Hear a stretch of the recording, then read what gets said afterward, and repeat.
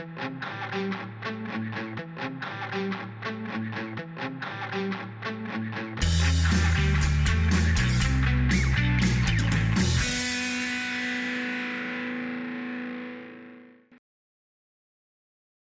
and welcome to another episode of FinTech Focus TV with me, Toby Babb. I am out here in New York today and absolutely delighted to be with Stan from RegLabs. Stan, how are you? Toby, absolute pleasure. Looking forward to this. Really, really pleased. We started talking about this. Actually, the origin story is we met in a karaoke bar, didn't we? That's right. So I love having these stories that come full circle and to having you sat here now. I love your background. I love what you're doing with your business. We've got lots to talk into it. You're in the beautiful world of compliance in this space. A great track record behind you as well. We're going to go into all of that, what you're doing now, why it's important, and everything else in between. So let's kick off, as we always do on this show, by a brief intro. Tell us about yourself and about the company. Yeah, speaking of that karaoke bar, was it Warren G. Regulate? We were singing there, so I was like, oh, speaking of regulations, we should chat about what I'm doing here. So by way of background, spent 12 years at Citadel, Marshall Wace, Knight Capital Group, now known as CR2. So the world's largest trading firms covering all different asset classes. Not a bad CV, is it? Pretty much every continent except Antarctica as well at that point. And hopefully one day you'll interact more with the penguins. But I was building our first and second line defense control systems, largely from scratch, and just thinking after 1,000 regulatory inquiries, 24 exams, and I'm sure lost count quite a number of years ago, I thought, how can we think about anticipating regulators and almost like the worst day that a firm can have way in advance, and to make sure that day never happens. And as we got to know each other, we started talking a lot about sports and analytics, and we're saying how sports today is almost technology first and then contact later. And it's a huge theme in how I was approaching this problem statement of thinking, how could we predict, anticipate regulators to the point where when we think about examination and enforcement, could we actually predict how they will examine us and therefore get ready for that day?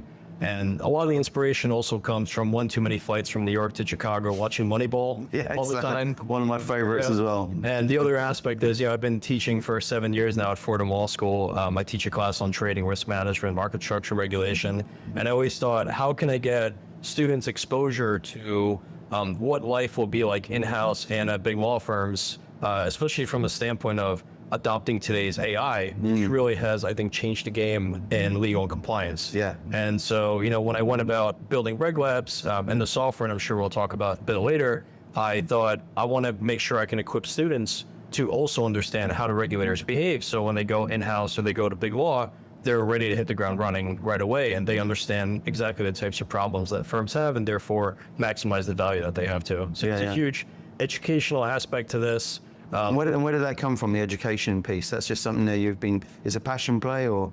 Yeah, I think along the way you don't have the greatest teachers. And you always thought, be the change that you want to see in the world. But in a lot of ways, like when I looked at the way that some educational institutions approach the content that we see as practitioners, you miss that practicality and you think, this could have been so much better if we had this. And what I really love a lot about Fordham was the freedom to say, hey, we agree on this. We want to go forward and be innovative.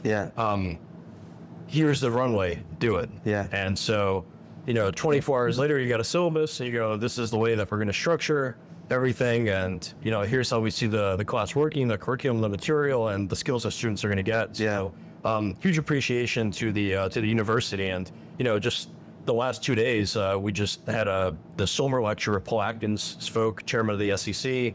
And the day before that was, one of the largest crypto events as well.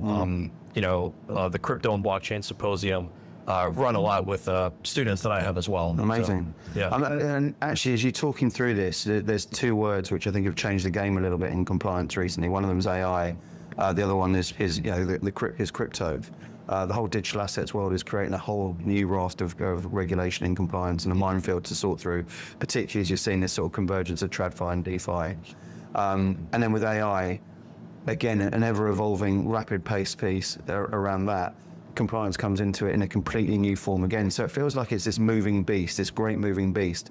And it comes back to the point that you just said there at the start, that this is preparing for your worst day, for your worst day, and you're there to effectively navigate that and make sure that day is as good as it can possibly get. So, talk to me about the sort of origin story of where you kind of touched on it a little bit, but where you were, why you've made this move, and why it's important. So it was really interesting. You start working all these different asset classes, deploying trading to different markets. These are like new business initiatives. And if you study how long it takes a lot of institutions to do one of these new business initiatives, one times at a bank can take 18 to 24 months. At a firm that's maybe leaner and faster, it probably still take 9 to 12 months. And when you dissect this the same way we do at sports, understand why was performance the way it was, what you start to see is a large chunk of that is almost this like waiting period of legally or from a compliance perspective or risk perspective, what would we need to do? And I thought about how can I eliminate a lot of that obscurity, right? Like demystify this. Yeah. So if I can do that, which is essentially predict what are the problem areas that could arise or the areas we need to spend more of our time on, we've now improved our go-to-market. Yeah. Right? And that go-to-market translates directly to revenue. So the funny thing about it from a compliance perspective, you think it's a cost, but actually there's a very different way of looking at it, which is that is going to increase your go-to-market, which will actually make you money way faster. Yeah. Right? Now, the other aspect too is the protective side of it, which is the more that you could build the correct way to go about launching this new business or expanding trading on all these different areas, chances are you're going to anticipate compliance way earlier on, and that won't be or I should say, it definitely won't be a surprise most likely. Speaking about that worst day. Yeah. I'm sure no one appreciates a surprise party when, the email address ends in .gov or, the international equivalent. So, we can eliminate that surprise aspect, but even when you get that knock or that phone call at like 4:30 p.m. that ends in that .gov, you're already ready for it because you've anticipated it. And so what I thought is when you look at the data, I would say on average, if you're operating in a couple different jurisdictions, you're probably dealing with 800 to 1,200 different pieces of data coming from regulators. Yeah. Whether that's speeches, risk alerts, examinations, different regulatory rule filings, and that could probably be a whole separate category, other thematic reports and communications that they're putting out. In my opinion, when you think about how do I understand a regulator, these are all things you want to know. Yeah. And the way I went about doing this was I want to take all their data, collect it globally, right, through our own infrastructure, and start to analyze it with the perspective of, especially on the enforcement side, what went wrong and why. When we dissect that, same in sports, we understand performance or the lack of performance. We understand mistakes very well. And if we're good students, we will learn from history so we don't repeat it. Right? So the goal is to algorithmically do this so you have scale and to deploy this across the board and across different industries. So whether you're a broker-dealer, you're a hedge fund, a private equity firm, you're an investment bank, or you're an energy firm, insurance, money service transmitters, I feel like we're going to start a song if we just keep naming other businesses, but you can actually do this at scale. Goes back to that karaoke piece, right? Yeah, and that's essentially a lot. Don't tell me. Exactly. FinTech Focus TV, the musical. Especially when we start to list all the different regulators and acronyms. And like at this point, the platform is 25 years of data, 155 regulators, over 30 countries, 10 different languages. So you start looking at all these acronyms and wow, it's a lot. But basically going back to the point, you take all their information, you analyze it, and now you start to understand what they really care about. So the value add you get is you automate risk assessment, and that same information, what we've done is train models to then simulate the way a regulator is going to examine you.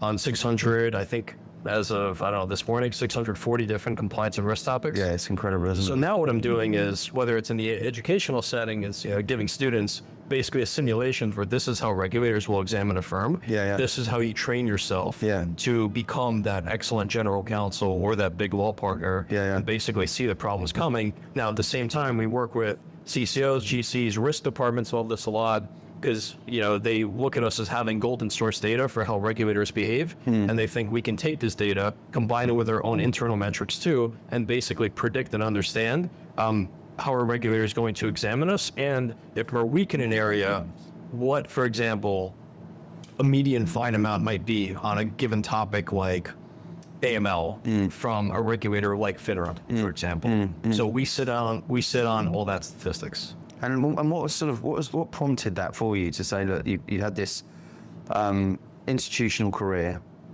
with some of the as we said, some of the biggest and brightest names in the buy side space, some amazing sort of stuff to it, and you're seeing this issue, and you're saying this is something I'm going to do differently. And we've spoken about this off camera beforehand, right? It's a completely different game, and I can see the sort of enjoyment you're going through. You've been at it for a year now. It's getting to the really exciting part of where you're at. What made you make that change? What made you make that jump? Was it passion? Was it this is something which I've got to solve? This is I love the origin story of what actually sort of said this is why I've got to do this. Yeah, it's a really good question. I think inspiration comes from a lot of areas, and to your point around like the passion coming in, the most exciting part is actually seeing other people be like, this is what I'm talking about. This is the way to actually approach it and do this proactively. Look, I played tennis professionally before all of this too, so I think that sports team keeps on ringing true quite a lot. And you do one too many double faults and you realize, okay, why is this happening? Like, why am I not making this very precise shot? Or you're like, why can't I hit this 95 miles per hour down the line on the run? So like, we keep repeating that. But essentially what happens is, after you've done over 1,000 regulatory inquiries, you do your reps, you've done like the exams from all these places, you just think like, how much commonality is there? Like how much is there of a common denominator that if we narrow this down and then we can solve this well and we can scale this across the globe, how much time, right, and effectiveness would we get out of this? And I think that there's a very meaningful number and meaningful value at the end of that equation. And by way of background, an engineer and a lawyer, and I think this is probably more the engineer that's very curious about what's at the end of that rainbow. The lawyer is the one who's already lived this and just keeps saying, why do we keep doing the same equation? There's got to be more efficiency here. So I think this is where you start to see the fusion engineering mindset, and also just to think about possibly like the next gen of firms to be like, firms are leaner, but operating globally, right? Like even if we look at the UK from a regulatory perspective, I think a lot of their legislation since 2010 has been extraterritorial, where they're like, we don't care geographically where you are. If you're touching a EU market, and I know I said UK, but UK EU market or UK EU person with GDPR, like, you're going to be in scope. So like the days of just thinking, oh, I'm just in the US, I'm just confined here, it's a simple life, like not necessarily. The second that you're thinking, how do I grow my business and basically do so globally, like, welcome to the big arena. And being able to, and it's become much more of a global world anyway, hasn't it? That's right. And especially with technology, I think making information even more accessible, now you start to realize, wow, this is all the information I need to know on an ongoing basis. And my background originally is pharmaceutical engineering. Like this is very much a process problem and thought product, but type of mindset I think you need to have to truly approach this efficiently, because companies don't have the ability to hire thousands of people. Or if they have, I think right now they're thinking again about that. Do we really want to have thousands of people? So I think it's really approaching this from very much a scale perspective. And I love that sort of background as well, when you talk about the sort of fusion of one of the things I've loved on the show, I talk about this quite a lot, is the background of a founder and what drives people to get to that sort of phase. Then who's successful and where does it come from? And the backgrounds are really interesting. So, people who are product-led, people who are sales-led, people who are, more and more, particularly in this sort of space, obviously from a legal background, but having that sort of piece there where you're solving problems from a practitioner point of view, seeing and having lived that side of things, bringing out that sort of, the classic legal thinking and the process and that comes into behind that, the practicalities of what comes into it all. Then also thinking from an engineering background. That's again, to put a movie quote into it, a unique set of skills, right? We were talking about this before, and I'm happy to say this live team. We're going to do that Helping Founders series from this. But the difference is you're getting people who felt the pain and have toiled through this for a while and took a step back and said, I think there's a way to solve this that people find a lot of value. Like when I speak to different firms and you look at how much time and how much struggle they have on regulatory change management, it's massive. And these are the kinds of areas that you can't ignore if you want to operate and certainly launch business areas. And, in reality, the sooner that you can deal with this, and if you, basically measure twice, cut once, right, you're going to be in a much better position having spent that little bit more of time in the beginning and enable your business to really grow. Yeah. Right, without much complication from there. Absolutely. And what speaking of sort of growth and learning and all that sort of stuff, and founders helping founders, talk to me about your sort of experience of that, because as we said, this is a new thing. What have you learned? You're what, 9 months in now to 10 months into the business. That's a journey, right? When you're through this, and there'll be things there you expected, things you didn't expect, etc., etc. If you could go back and 10 months ago to January at the start of this year, and you're saying to the OG Stan that you're talking at, this is some of the things that you're going to pick up and learn that's going to help you accelerate even quicker. And you've had a great start to life so far, right? And exciting times. But tell me what some of the big learns that you've taken away from it so far are. Yeah, one of my favorite questions again is like, people see it, they go, "Wow, how long have you been doing this stuff for?" I'm like, well, it's been in my head for about 12 years. Yeah. But once I guess artist starts to draw, to paint, and finally starts to come together and everything like that. So it came together rather quickly as a result of thinking about this over a really long period of time. In terms of almost like the things you do differently, or maybe even the surprising parts about the journey, it's meeting other founders that have also looked at different problems, and you can see the pain they went through and their mindset to be like, hey, there's a better way of doing this. And I think other people have the same pain and appreciation. And what's been amazing about this is just us helping one another, even despite being in very different businesses. Yeah. But, the really cool thing is you end up, for example, I'll be talking to a financial services company that needs a lot of help with regulatory change management. And then I go, I'm dealing with this particular type of data by regulators, and I notice you're having these issues. If I may ask, what about market data? Yeah. And they're like, oh yeah, that's going to be a whole separate 10 hours. Yeah. And there'll be a lot more expletives in that conversation. And I go, okay, so one of my really good colleagues, runs one of the fastest growing market data companies. Yeah. I think you should chat. 'Cause, Yeah. if you like the thought process that we have here, I'm very certain you're going to appreciate this part as well. So it's like watching how you might feel like you're isolated, but in fact, there's way more community than you appreciate. And one of the things that I absolutely love about what you're doing here is giving people that insight. And I think people themselves could judge how much of this actually starts to come together, despite us perhaps from the outset being in very different walks or avenues. Yeah. But in fact, I think, especially when you look at the client base, we're speaking to the same types of companies. Yeah, absolutely. And what's really cool is we're solving a slightly different problem, but almost with an identical mindset. Yeah. And now that we've all met one another, it's a really cool community that we've created. I think it's so important, and I'm so pleased you said that, because I think sometimes people go into it and they go a lonely path, right? They're there and it's saying they almost go in on themselves to say, right, we've got to do this, we've got to win these clients, we've got to, we know what our burn rate is, we've got to go through all of this sort of stuff. It's all me, and it's all blinkered and focused. And the issue is that it's a very, as you mentioned, it's a very lonely place to be in that sort of scenario. But I think when you actually look there and recognise this patchwork sort of industry that we're in at the moment, as technology's sort of grown and problems have become more complicated, there isn't a one enterprise-based bit of technology that solves all ills for a business.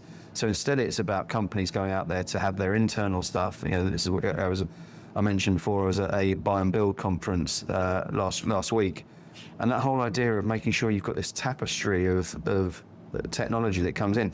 Within that, it's like, how can we all work together to cross-sell, to put other people into it, to have these networks, to have this powerful sort of thing. And you've been in the industry a while, other people have as well. It's this work together to put those things in place. Let's make sure that's come out. And I love that idea. I think that's something which people really need to think of right from the start. I think the role of partnerships has come in quite a lot. And if you look at some of the bigger tech vendors at the moment, partnerships is a really important part of what they're doing.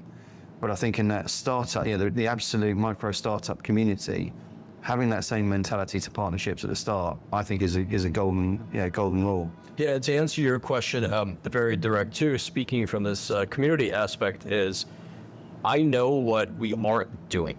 And oftentimes people start to ask you, hey, what about this, what other area? And they're very different than what you're trying to solve. And I think what's great with that community is knowing folks who are solving that area. You know, actually, like, you're venturing into a very different territory that I understand, and I'd love to be able to help, of course. But really, I think this is the time where I pass the baton on to, like, my colleague running this great marketing company, where this is what the specialization is. You know, sometimes people are quick to be like, wow, you solved this very hard problem with regulators data. I mean, I got to be honest, that is non-sexy information to deal with. And they think, okay, if you solve this very hard problem, you can do this other very hard problem too. And you're like, whoa, we'd love to help, but it's just very different. I think, especially from an entrepreneurial perspective, but even when you're in-house at firms, you know, you're going to get these very different projects will come up that it's important to know where you go, that's not for this moment. You know, and that distraction, I think, entrepreneurial wise, can be very costly. I 100% agree with this. I think it's so important. And I can give you my personal experience of that. We've had, we've run the business for 15 years. At the very start, you're there and you're hungry for, for opportunities and business. And we knew that we wanted to be a financial technology recruitment business. And as you go through that, there's people who you've known for ages who want to throw you a bone and do various bits and pieces. And we had, we still call it the sort of great Shazam fiasco, where Shazam came in. A friend of mine worked over there. It was out of the remit of what we wanted to do, but it was similar sort of technology, roles that we could be doing. We're saying, right, do we go into it? Do we divert? And it was, because it wasn't in our lane, it diverted us away from building into what we should have been in our lane. And I think that particular play, whilst it was all for best intention, took us away from what we were doing, cost us months and months and months worth of work and business. And I see it all the time. You're naturally inquisitive. You've got this innovator's entrepreneurial mentality. You're trying to solve problems. You go into this sort of thing, and people will ask you about this, that, and the other.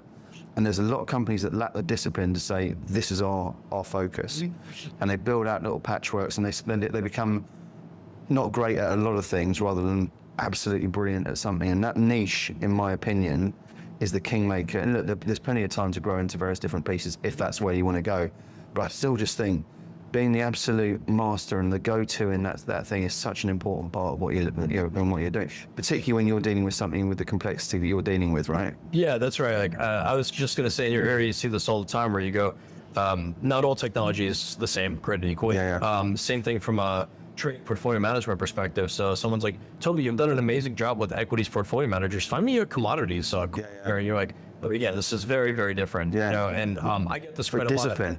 Yeah, it's the discipline. And, the way that we approach our particular problem was thinking, how can we predict how regulators will examine and enforce? And our concentration on this was looking very much at their enforcement activities. And also to the extent that we work backwards, examinations, and again, how do those issues transpire? So I then get firms come and say, hey, can you also process all these congressional bills? And I'm like, oh, very much in due time, right? But like when we're done with this really important aspect of the assembly line, quite globally, right, which will be hundreds and hundreds of regulators, then very much looking at the legislative front. And even the legislative front is interesting because there's the what I call like the bill or the idea aspect of it, and then there's actually like the real rule filings themselves.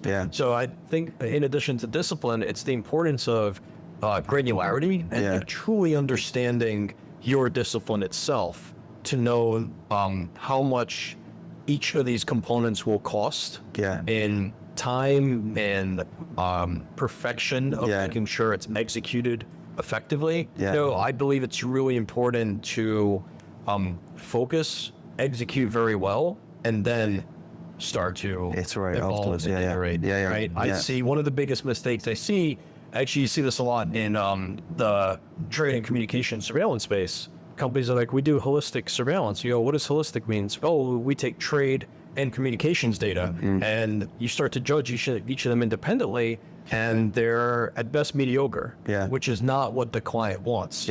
Right? What's interesting is like when you look at the Olympics, you're going to be graded individually on all these different meets. Right? Even if you're playing the same sport or domain, there's still going to be individual grades. And just because you got a gold medal in one, but you didn't even medal in the second one, won't work for the client when the way the regulator is going to grade you is in each individual category. Yeah. So you're like, okay, congratulations, you may not get a fine on the gold medal part, but on the someone else meet, way. my friend, Yeah. And that's why that's why this space is so Yeah. I love the sort of continuous sports theme through all of this, and this is what we were talking about. Sports are great. But it's We gotta get some sponsorships. yeah. And when it comes back to it, though, that Moneyball had a fundamental impact on me when we started the business, and I love the whole idea of rethinking hiring. I love the whole idea of rethinking how decisions were made about what they were looking for and all that sort of thing. And I love the fact now that as data continues to evolve, we're starting to see this industry wake up to the opportunities of it. Financial services is what I'm talking about. So I think this, sports has been far ahead of the game than the financial services industry in terms of its use of data for many years. I think e-commerce and retail has been even further ahead than all of those sort of areas. But to me, it feels like a really exciting awakening at the moment, where we can do this sort of stuff and learn how to make the right runs at the right time to score the goal, to put the right people on base at the right sort of stage and work out who you're having through. We can start to look at this within this space, and you recognise the ramifications and the complexity and ever-increasing complexity around compliance as an area. Your ability to look at the data around that and give people that sort of, as much as anything, if the regulator knows that you are working to put solutions in place and you're putting all those things in there, that makes you so important, right? Yeah, one of the most interesting things is also having shown this to regulators, getting their perspective on it. Of course. They also have their own challenge of thinking, how do I supervise the market as much as I can with a very limited set of resources where almost everything could be very urgent as well. Because in the ideal world, if we had infinite resources, we'd look at everything and make sure markets are completely safe, but they have to make risk-based decisions, and they see the analytical rigor with how we approach this with RegLabs.ai. Going back to one of your original questions on where's the passion come from and why do we see so much of this emphasis on analytics in sports, I think the answer is we get hit in the face if we don't.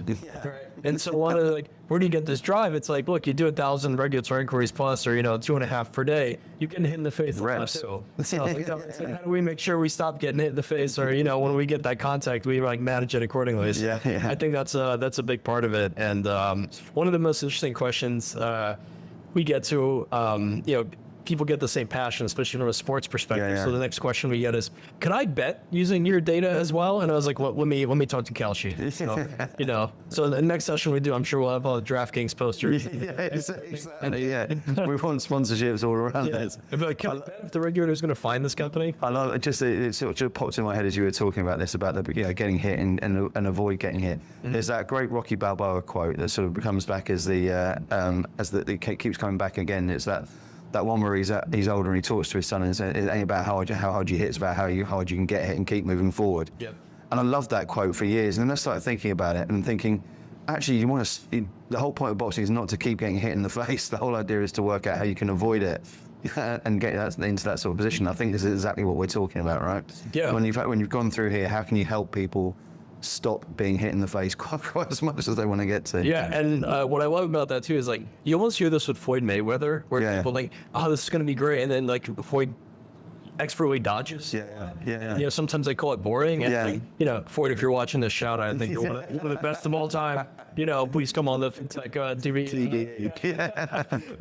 But what's really important with this, he'll be watching as well. He's a big fan.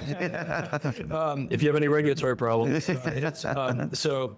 What's really amazing with this too is when you deal with regulators' data, I have to tell you, it's very tedious. And a lot of times, I'll ask a question, especially to students, how do you think pyramids were built? As rather simple conceptual approach here, which is brick by brick, right? It's well, how did we lay those bricks? With a lot of discipline, make sure that it's done very methodically, because small deviations can jeopardize the entire structure, and therefore you need to do it bottom up. And then I'm sure at some point you have to melt them. That's how you get slanted. I'm sure some experts in someone's shaking that. That'll be a whole other sponsorship we have going on here. But I always tell people who do you think built them? Wasn't really a voluntary decision. And so what's important is in the same way with boxing, or maybe this boring style, but a very effective style. Similar as you're dealing with data, it's important to look at this with very high discipline. And to continuously do this. And with one of the biggest mistakes I see with AI is that companies are jumping right into like a black box, not realizing that really what they wanted in the very beginning and very much at the end of the day was actually good, clean data. Yeah. And so the way I explained the way that we approached RegLabs.ai was it's 100% software engineering. Yeah. So, we have this mode, we have the world's largest enforcement database. Yeah. Like all methodically organized and analyzed and dissected with the analytics that practitioners care about. Yeah. Doing that, I did it with a smile. I don't think a lot of other people are going to be smiling going through this process. Yeah. But that's the difference between what ends up making good product and not. Yeah. So our software engineering sits on data that we meticulously went through to make sure it's accurate. On top of that, we'll look at certain areas like, does it make sense to deploy AI or different techniques to provide value? And it's all based on, is this a use case that makes sense for the end user? But a lot of people jump and what I would call shortcut essentially, or aren't as careful looking to make sure all the bricks are laid scientifically, and they'll just jump right into AI. The whole thing comes crumbling down. It will come crumbling down, and the time you might save in that shortcut in the moment is never worth the consequence. Yeah. And it's amazing how people keep getting burnt on that sort of stuff as well, and keep going back to making those same sort of mistakes. And it's all, you understand it, it's best intentions, trying to get somewhere quickly, trying to do it through that sort of stuff. But if there's ever an area not to try and shave time on and all that sort of stuff, it's compliance, right? Yeah, you'll get hit in the face, right? Yeah. So I could be talking about this with you for hours and hours more. It's been fantastic having you on the show. But let's finish up with just talking about who should be reaching out to? Who can you help right now specifically? And what's the best way for them to get in touch with you? Yeah, so we're engaged with firms in the trading space, investment banking, capital markets, hedge funds, private equity, energy, insurance, even money service transmitters, and state and commercial banks. Again, I feel like we're creating a song at this point again. I'm getting the rhythm for it. Yeah, and a lot of big law firms have reached out, which has been really interesting. I think, as you were saying earlier, it's getting back to roots. Yeah. And what's fun for me is now working with these folks where their email address isn't at .gov. So if it's a brave new world. And now we can actually partner rather than any possible adversarial. Opposing. You haven't just got to do this. I was like, it's nice to get an email from you when you're now here. Exactly. Typically, how it would have otherwise came in with a very large request list and everything like that. So. And the best way for them to get in touch with you? Please reach out on LinkedIn, our website, RegLabs.ai as well. And see you on the conference circuit as well. Definitely, you're out and about there. So, Stan, I love the journey. I love what you're doing with the business. I love the change that you're going through at the moment, and I actually love the facts of just how important this is that you're doing at the moment. I think it's a really great thing that's out there. I think it's going to help a lot of people, and I think it's something that people have to have on their radar. So, very, very best of luck with it. Thanks for coming on and sharing. Yeah, my pleasure. Today. I love what you're doing as well. Please tune in, hit like and subscribe. Right? There we go. I think that's what the kids are doing these days, isn't it? Yeah, new videos every Tuesday and Thursday, right? Every Wednesday we come out, but there's sometimes Fridays and Mondays as well. Just to keep people guessing. Loved it. It was brilliant. Thanks ever so much. And thank you all for watching. We'll see you soon on the next episode of FinTech Focus TV. Thanks a lot.